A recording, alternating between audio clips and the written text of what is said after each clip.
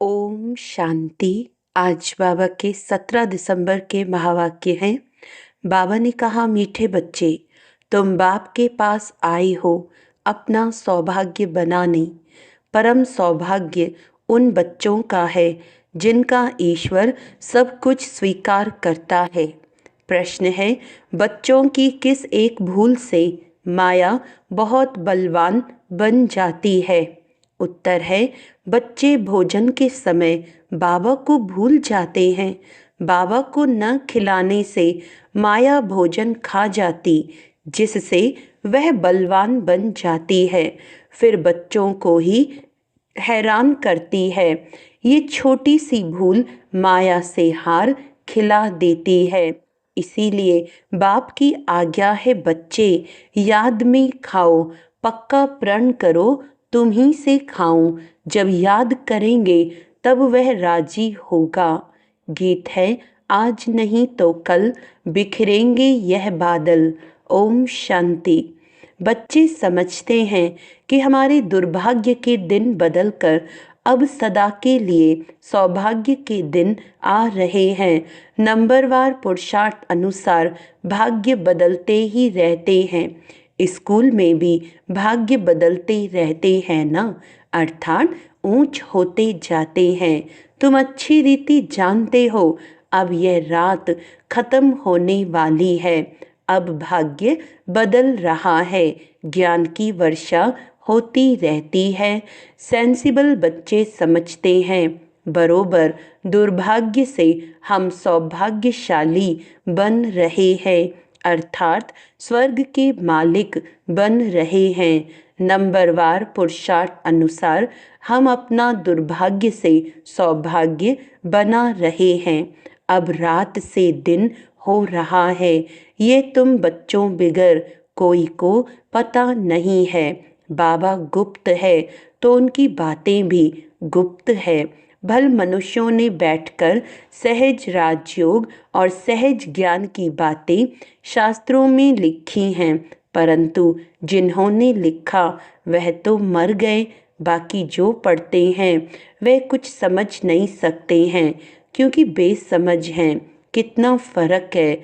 तुम भी नंबरवार पुरुषार्थ अनुसार समझते हो। सभी एक रास पुरुषार्थ नहीं करते हैं। दुर्भाग्य किसको, सौभाग्य किसको कहा जाता है, यह सिर्फ तुम ब्राह्मण ही जानते हो।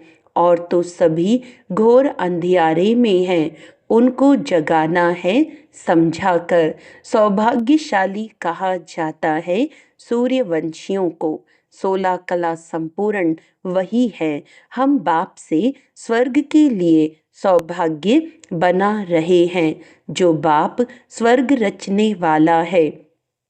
अंग्रेजी जानने वालों को भी तुम समझा सकते हो। हम हेवनली गॉड फादर द्वारा हेवन का सौभाग्य बना रहे हैं। हेवन में है सुख, हेल में है दुख। गोल्डन एज माना सतयुग सुख, आयरन एज माना कलयुग दुख। बिल्कुल सहज बात है। हम अभी पुरुषार्थ कर रहे हैं। अंग्रेज, क्रिश्चियन आदि बहुत आएंगे। बोलो, हम अब सिर्फ एक ही हेवनली गॉड फादर को याद करते हैं, क्योंकि मौत सामने खड़ा है। बाप कहते हैं, तुमको मेरे पास आना है।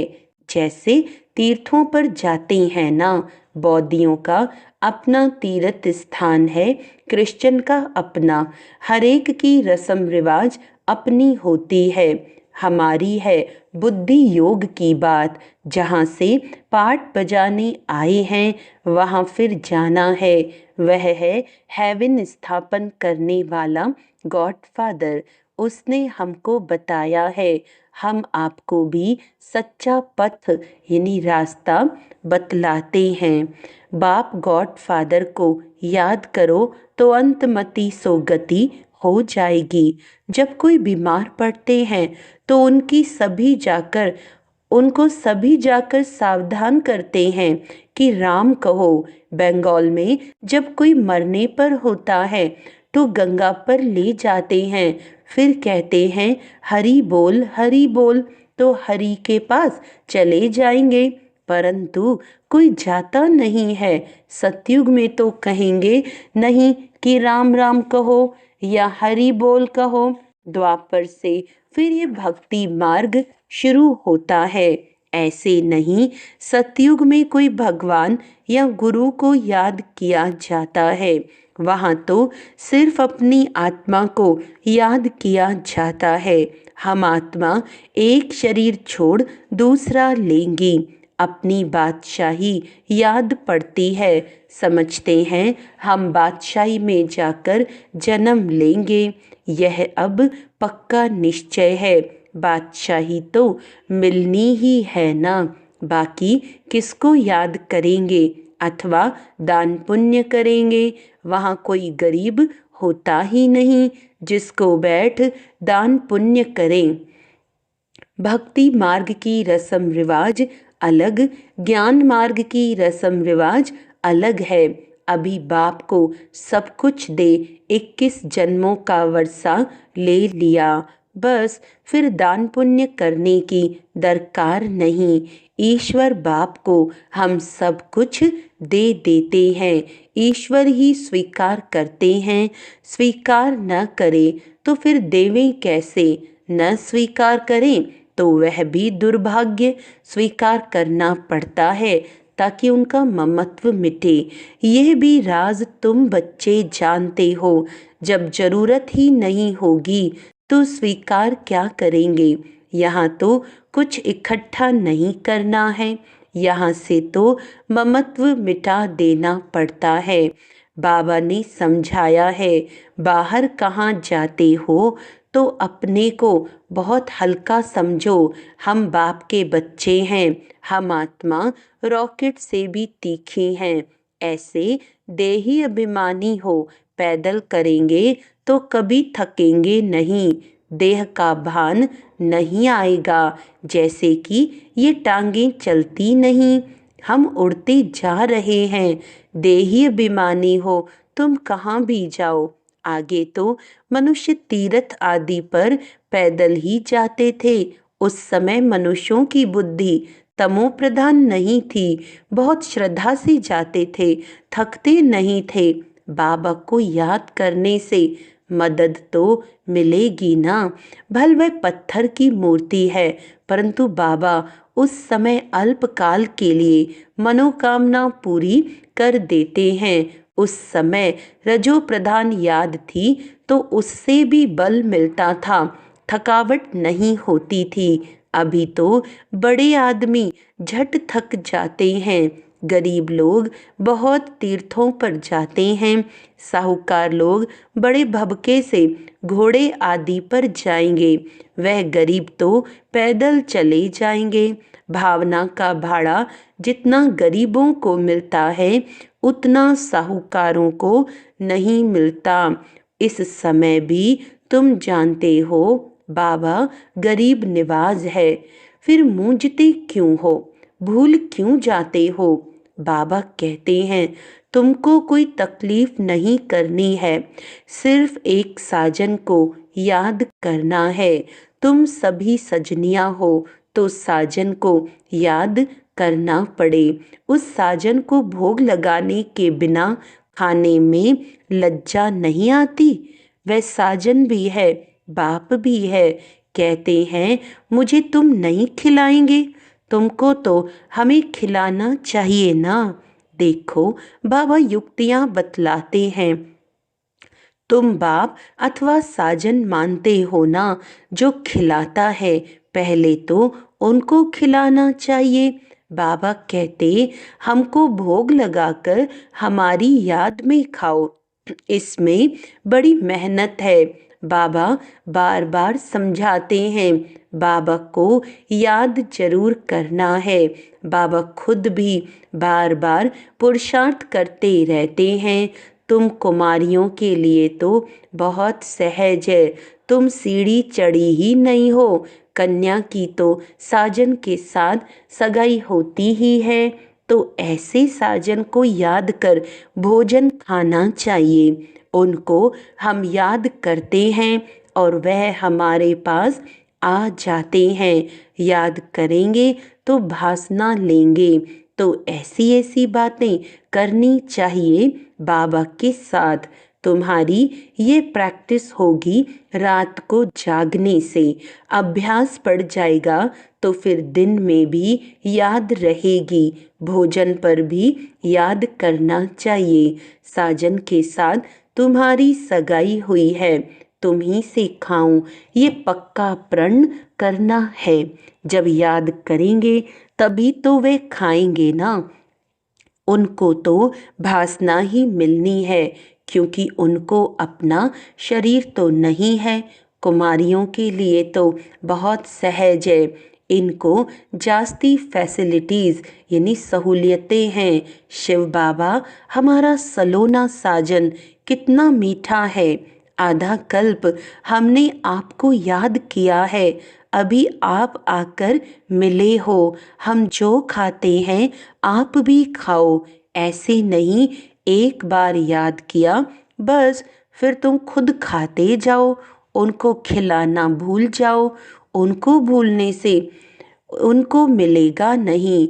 चीज़ें तो बहुत खाते हो, खिचड़ी खाएंगे, आम खाएंगे, मिठाई खाएंगे। ऐसे थोड़ी शुरू में याद किया खलास, फिर और चीज़ें वे कैसे खाएंगे। साजन नहीं खाएंगे तो माया बीच में खा जाएगी, उनको खाने नहीं देगी। हम देखते हैं माया खा जाती है तो वह बलवान बन जाती है और तुमको हराती रहती है। बाबा युक्तियाँ सब बतलाते हैं। बाबा को याद करो तो बाप अथवा साजन बहुत राजी होगा। कहते हो बाबा तुम्ही से बैठूं, तुम्ही से खाऊं, हम आपको याद कर खाते हैं। ज्ञान से जानते हैं आप तो भासना ही लेंगे। ये तो लोन का शरीर है, याद करने से वह आते हैं। सारा मदार तुम्हारी याद पर है। इसको योग कहा जाता है। योग में मेहनत है। सन्यासी उदासी ऐसे कभी नहीं कहेंगे। तुमको अगर पुरुषार्थ करना है तो बाबा की श्रीमत को नोट करो, पूरा पुरुषार्थ करो। बाबा अपना अनुभव बतलाते हैं। कहते हैं जैसे कर्म मैं करता हूँ तुम भी करो, वही कर्म मैं तुमको सिखलाता हूँ। बाबा को तो कर्म नहीं करना है। सतयुग में कर्म कूटते नहीं। बाबा बहुत सहज बातें बताते हैं। तुम्ही से बैठूं, तुम्ही से सुनूं, तुम्ही से खाऊं, ये तुम्हारा ही गायन है। साजन के रूप में वह बाप के रूप में याद करो। गाया हुआ है ना, विचार सागर मंथन कर ज्ञान की पॉइंट्स निकालते हैं। इस प्रैक्टिस से विकर्म भी विनाश होंगे, तंदुरुस्त भी बनेंगे। जो पुरुषार्थ करेंगे उनको फायदा होगा, जो नहीं करेंगे उनको नुकसान होगा।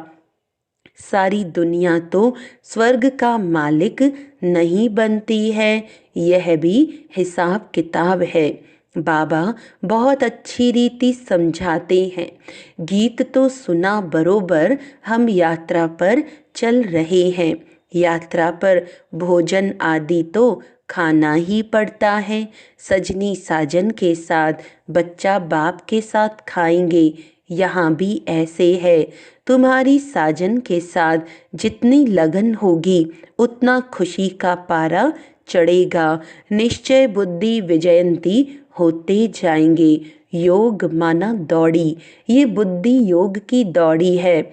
हम स्टूडेंट हैं, टीचर हमको दौड़ना सिखलाते हैं। बाप कहते हैं ऐसे नहीं समझो कि दिन में सिर्फ कर्म ही करना है। कछुए मिसल कर्म कर, फिर याद में बैठ जाओ। भ्रमरी सारा दिन भूं भूं करती है, फिर कोई उड़ जाते, कोई मर जाते।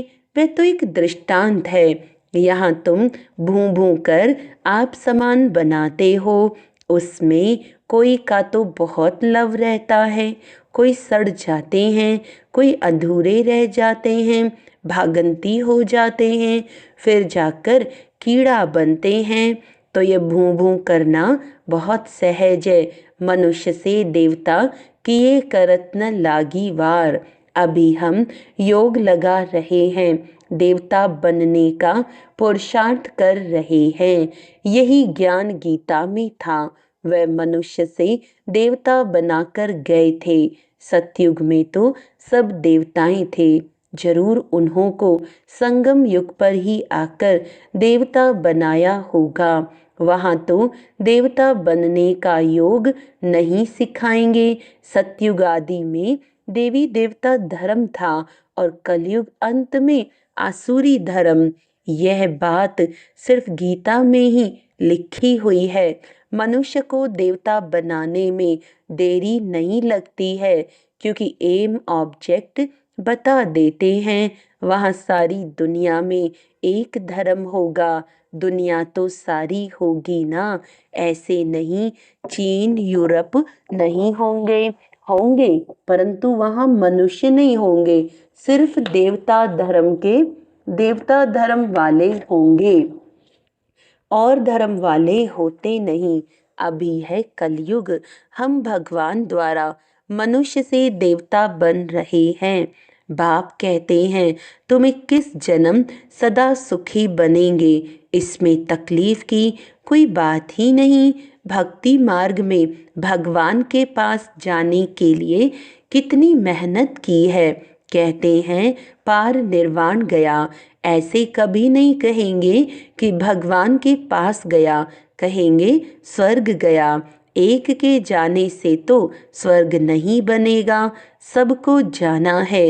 गीता में लिखा हुआ है भगवान कालों का काल है, मच्छरों सदृश सभी को वापस ले जाते हैं। बुद्धि भी कहती है चक्र रिपीट होना है, तो पहले पहले जरूर सतयुगी देवी देवता धर्म रिपीट होगा, फिर बाद में और धर्म रिपीट होंगे।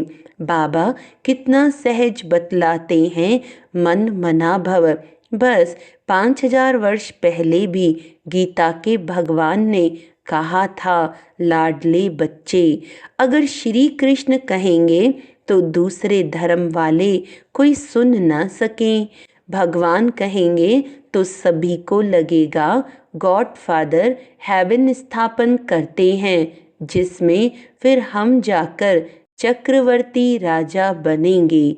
इसमें कोई खर्चे आदि की बात नहीं है, सिर्फ सृष्टि के आदि मध्य अंत को जानना है। तुम बच्चों को विचार सागर मंथन करना है।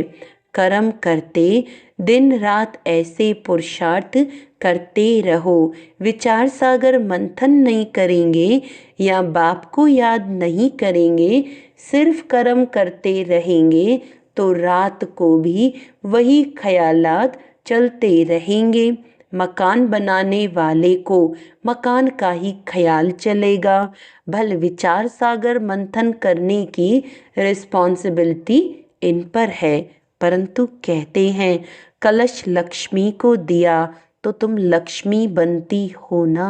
अच्छा, मीठे मीठे सिकिलदे बच्चों प्रति माता पिता बाप दादा का याद प्यार और गुड मॉर्निंग। रूहानी बाप की रूहानी बच्चों को नमस्ते।